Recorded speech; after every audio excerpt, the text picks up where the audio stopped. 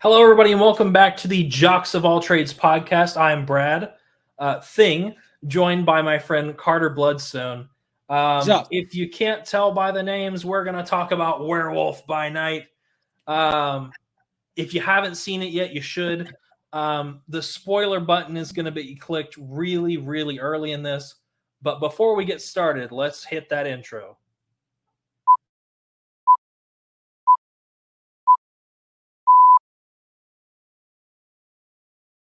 Okay, so Werewolf by Night, short little horror episode, I guess. It was like I think they marketed it as like a mini, like a short, like a mini movie almost.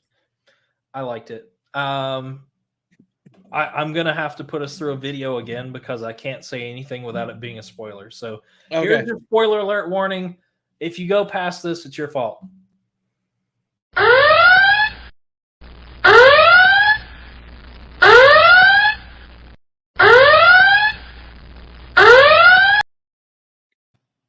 And it's nice and long and annoying too. So I love it.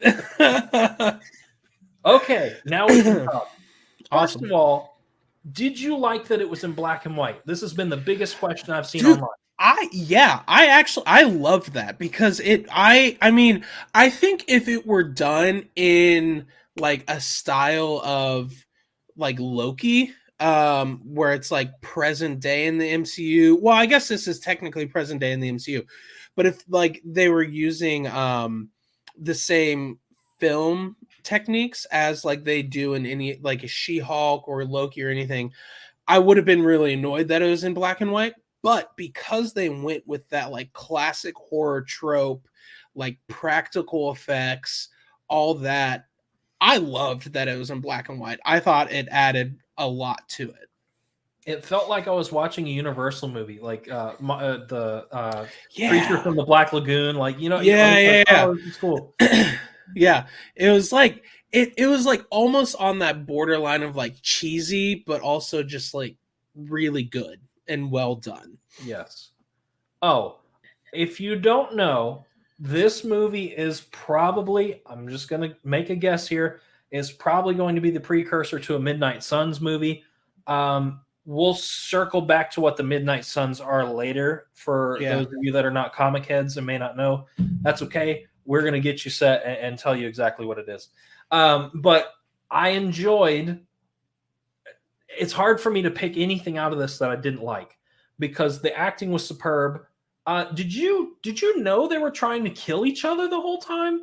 Like, it didn't hit me until he goes, oh, and I'm like, oh, yeah, I mean, I just competing. Like, yeah, I kind of, it kind of felt to me that it was like leading up to that. I thought they were all against the monster, right? Yeah, and I think that's kind of how, I don't know if that was intended or if that was what they were going for, but I wasn't necessarily surprised that they were trying to kill each other, but I wasn't anticipating it, if that makes sense. Yeah. I have to say I kind of liked the gore factor. It's a good predecessor to Deadpool. Yeah, dude, I loved it. Like, I was like, when the dude got his arm chopped off, I was like, crap, dude, this is really gory. I'm about it. And like the blood splatter onto the camera, that was great. Like, I was very surprised by the level of gore because up until this point, anything MCU, it like, we might have like blood on a lip or like you see somebody's blood coming through their shirt from getting shot or something, but it's not been anything. I mean, the only other time that I can think of somebody losing an arm in the MCU was in Thor: The Dark World, where Loki was doing the illusion to make them think that they cut Thor's hand off. And like, even with that, you saw like the muscle and bone, but it wasn't like gory because there's no blood. But this was like all out. Well, I shouldn't say all out, but it was all out. Like when you compare it to what the MCU has been up to this point. I loved it. I thought it was really good. Yeah. Did you get some young Frankenstein vibes from the Yes. beginning where they were like, Absolutely. Yeah. Yes. Young Frankenstein is like one of my favorite classic movies. we should So review that like, sometime? oh dude, yes, please. But yeah, so like I was definitely picking up those young Frankenstein vibes, Frankenstein. um, a little bit. And I think that kind of goes back to also what I was saying about the classic horror movie tropes of like doing more things like practical effects and less CGI and that sort of thing. Did you have a favorite part of this? I have one, and that I'm like trying not to be like. So I'm Yeah. waiting to see if yours is the same as mine. I mean, I I don't know. I feel like I had so many different like points where I was like, "Oh, that was so good." I mean, I really liked seeing Man Thing for the first time. I personally going into it didn't know much about Man Thing at all.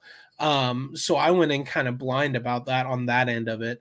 But I like watching it and just his interactions. I know he wasn't really involved in it very much. Um, like the parts where you actually saw him were kind of few and far between. Um, but I think I really enjoyed um, the whole where the werewolf was attacking everybody in like the big fight scene where him and oh crap, what's the chick's name? Elsa. Elsa were teaming up and fighting all the other hunters. That was badass to me. I really liked that. Yeah. It has to be. I'm a sucker for werewolf movies, first of all, and I'm a sucker for good transformation scenes and the like strobe lighting while he's like Yes. cracking and changing. I'm like, I Dude, loved it. okay. Can we talk about the performance from Elsa in that transformation scene? Because Yes. he was like, don't break eye contact, keep looking at me no matter what. And like it was very much just the classic, like, I'm terrified, I'm covering my face, but like I'm still like wide. I felt the fear. Yes. Like it was, I think her performance stole the show. Like I think she was the best casting, best performance out of anybody in that any actor um in the movie personally. I do have to say I was disappointed that Vin Diesel decided not to also play Man Thing, since that's a very Vin Diesel thing. Yeah. But it's fine. Stick with Groot. We're happy with Yeah, that. it is what But it is. I was just waiting for like I am Man Thing, you know. Uh, I'm sorry, I am family. Yeah. But I liked that they showed Man Thing pretty early. Oh, this would be a great time. Midnight Suns is all the like supernatural esque people in the world. Blade is Yeah. part of it. Elsa Bloodstone is Werewolf by Night, Man Thing, Ghost Rider, Um Frankencastle at some the point in the future. But Ebony Blade, um oh who from the end of Internals. yeah, Black Knight. Yeah, the Black Knight. He's in it. Yeah. It was oh shoot, why can't I even think of his name right now? Huh.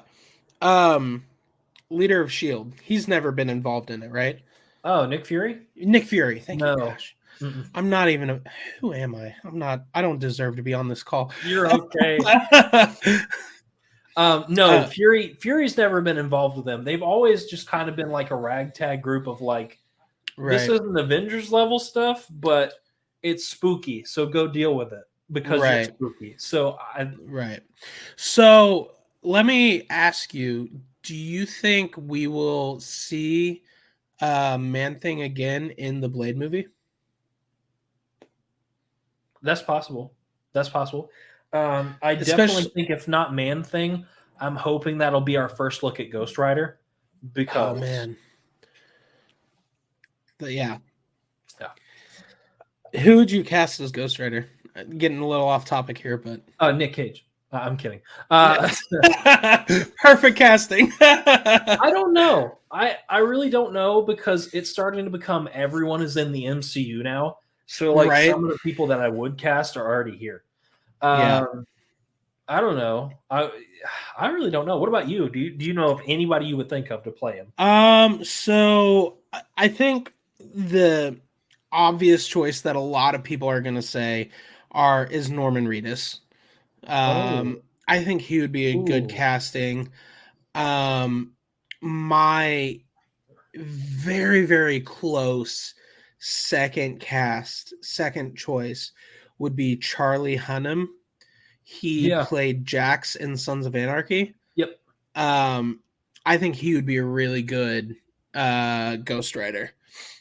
I like both of those. I think as soon as you said Norman Reedus, though, I see why you're saying that because it's very hard to picture anybody else after you say that. I'm like, Right? oh, Yeah, I think it yeah, would be. I think he would really um, fit the aesthetic really well. Also, I was really annoyed in She-Hulk when they like teased but didn't tease Johnny Blaze, yeah, where with the Donnie Blaze character. yeah. I What didn't the? like that either. What is that? I was like, oh, okay. Yeah, it was so close. Swing and a miss. Thanks, guys. Yeah, it was Um, awesome. yeah. Did you see? And the last thing, and then we'll go to grading. Yeah. Did you see that Harrison Ford was cast as Thunderbolt Ross? So okay, I saw something about that, but I just assumed it wasn't from an official source. So I assumed it was fan casting. It's getting a That's lot of Twitter heat right now. interesting. Yeah. Okay. Okay. Because the account that I saw it on was an Instagram account and the Instagram account is like Marvel DC Hub, something like that. And like they make like some of the things they post are like legit. But then they also post like a lot of like fan made stuff. Yeah. That like I'm just like whatever. So that's what I saw it first was Harrison Ford. I see it. I get it. I understand.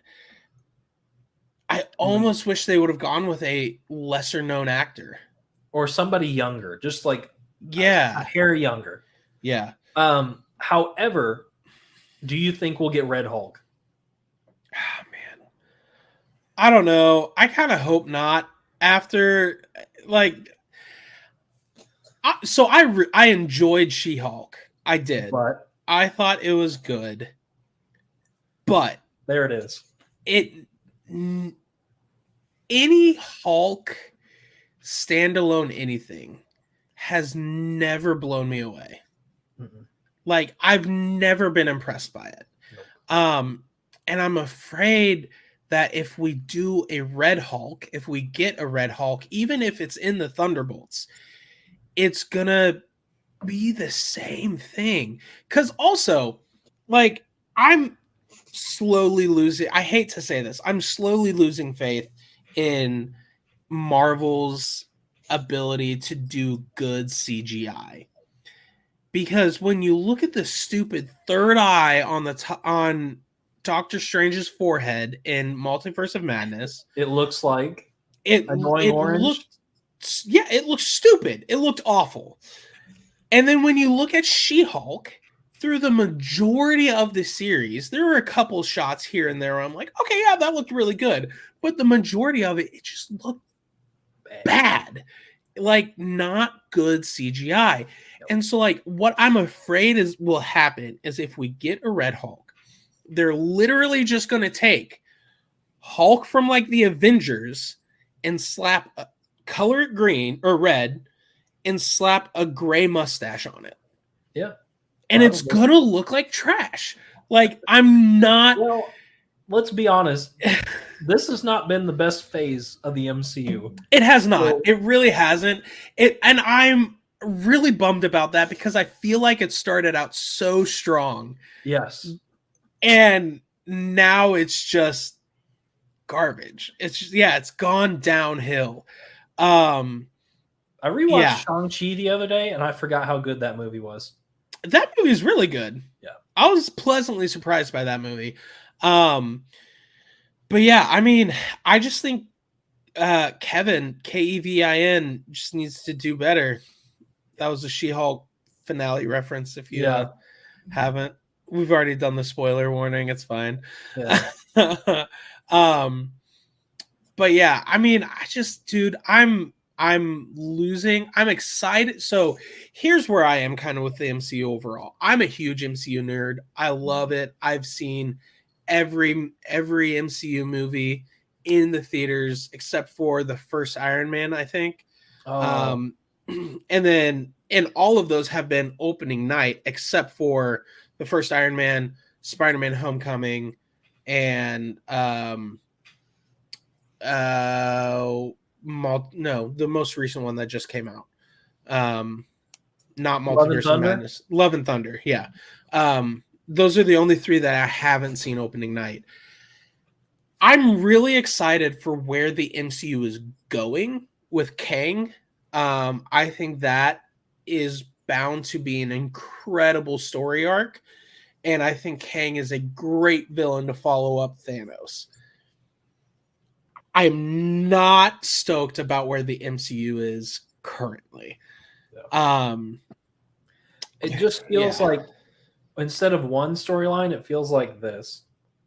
Which, like, kind of makes sense in the grand scheme of things when you think about, like, the sacred timeline breaking and Loki. Right. And, like, so that makes sense. But also, I feel like there has to be a better way to do it. Like, and it's not happening. And I think a lot of they have a lot of great ideas and premises, but the execution on them, I feel like, is lacking severely. Yeah. Which sucks because, like, I feel like the writing in She-Hulk was pretty decent, was pretty good, but the CGI in it really just took you out of it. And like I kind of feel the same way with like not Werewolf by Night. I thought Werewolf by Night was a breath of fresh air, honestly. But like even in some aspects of like Falcon and the Winter Soldier, like I loved that show. But there were some parts where I was just like, man, which I realized that show went through a lot of rewrites. And like they cut an entire subplot out. But to your point, it feels like there's been a lot of I like this but in this whole phase. Right, yeah. And so I feel like in the first phase, you saw little hints of setting up for Thanos, but it wasn't really revealed until like Age of Ultron and farther and past that, right? And here we've already met Kang. We've already met Kang the Conqueror. And so like we know what's coming. And so it's like they're trying to keep an air of mystery, I feel like, but it's like everybody already knows. So it's like, why are we? Yeah, just hurry up and get to the point. But yeah, I mean that's me. That's my 2 cents. Take it for what it is. I agree with you. So, but sweet, yeah, and let the haters be quiet. Yes. I will say at least Marvel hasn't had the Star Wars effect yet. You know me. You know I'm a Star Wars nerd. Yeah. I'm tired of it. Yeah. I watched one episode of Andor and went, okay. Yeah. I mean, I'm really hoping the MCU doesn't get to that point for me. Like, I mean, I don't know that it ever will get to the point where I'm like just not going to watch anything of it. I think I will always watch what is being put out, but I think it's going to lose its appeal, and it's starting to lose its appeal pretty quickly. Yes, it is. Unfortunately. Yeah. But anyways, let's grade Werewolf by Night, and then we'll wrap up. You are our guest. You are more than welcome to go first. What did you rate Werewolf by Night? Yeah, I gave Werewolf by Night a solid 8 out of 10. I really, and the reason for that is I loved the cinematography of it, the production of it. It kind of was a nice breath of fresh air from all these TV shows and these episodic adventures we've been going on. It was nice to have like a break in like a one adventure, start and stop right here. Also, it was just something fun and new, something we haven't seen from the MCU. So yeah, I gave it an 8 out of 10. Which is good enough to be the One Ring Award, which is you love it, you should own it, you do own it, one of those three. I feel like that pretty much fits where you put it. Yeah. I rated this really high. I did. But it's because it hits for like the horror aspects, werewolf movie for me, Man-Thing. I love Man-Thing. Yeah. Although his origin changes multiple times throughout the comics, so it's okay if nobody really knows a whole right. Yeah. So it's okay. But I love the whole thing start to finish. Like I was like, oh, I'm invested. You know, like with Miss Marvel and with She-Hulk and with like some of the more recent ones that came out, it just like I just felt my like attention slipping, and I felt like I'm just watching this because I like Marvel. I'm not like, oh, that was so good. What's gonna happen next week? You know, but this was, you're right, a breath of fresh air of like, whoa, you guys can still do this to me. Sweet. Right. Like I can still feel like this about Marvel. So it was nice. I'm glad that they did that. I hope that means a Midnight Sun movie is coming. I hope that means we're finally stepping into the like creepy side of the MCU, which not like too creepy, but right. Anyways, that would be enough to give it the lightsaber for me, which is on my front row shelf. Will tell others to watch it, and I could watch it multiple times in a row. And truthfully, I could watch it again after talking about it. Like it was just so nice to see. Oh, after Eternals, you guys can actually make a shorter movie than Eternals that makes sense, and it's great. So, yeah, but I mean, I did like it. I hope they do more little movies like that, just like in betweeners. I really hope so as well. Not sure that they will, but if they do, I mean, I'm on board. Right. What would you be on? How would you feel instead of a whole Midnight Nights movie getting a series of shorts like this with them? Yes. Yeah. Then lead that to like a Blade movie. Lead that to like Ghost Rider. Like lead it up. Add little things here and there. I'd love that. Yeah, I would. Sweet. Yeah. I think that would be it. Dude, we should just, you and I, we should go and write for Marvel, man. We should. Okay, so now She-Hulk's going to fight Venom. And then, Iron Man, but he gets the Venom symbiote. I'll just, that'll be my whole... But it's superior Iron Man because we killed off Iron Man already. Yeah, that's true. Yeah. That's a whole different, we got to talk about that. What was disappointing about Multiverse of Madness? I liked Multiverse of Madness, but we could do a whole show on what they should have done. Oh, yes. Yeah. Absolutely. Anyways, thanks for hanging, man. So glad we got to talk about this. Guys, you know where to find us. Like, subscribe, share, and we'll see you another time.